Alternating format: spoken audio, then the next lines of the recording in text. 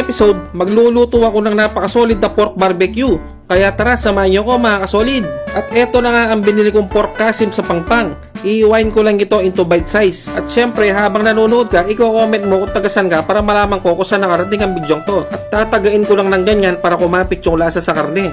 At sa mga bagong followers dyan, welcome na welcome kayo dito sa aking channel. Yan, ilalagay ko muna dito sa tray. Siguradong napakasolid dito pag naluto. At magre-ready muna ako ng mga ingredients na ilalagay ko. Gagamit din pala ako ng 15 pirasong kalamansi. Start na ako mag-marinate. Naglagay lang ako ng kalamansi juice, bawang at sibuyas, tapos naglagay ako ng asukal. Maglalagay din ako ng pamintang durog at paprika. Kung wala kayong paprika, okay lang mga solid. Maglalagay din ako ng asin at ketchup. Tansya-tansya lang to mga kasolid at maglalagay na rin ako ng toyo. Wala akong eksaktong measurement dito at ito na ang sekreto ko para mapasarap ang barbecue. Maglalagay ako ng tang orange. Kung wala naman, pwede din yung royal. At ilalagay ko nga rin pala yung balat ng kalamansi. Nakakatulong kasi ito sa pampabango. At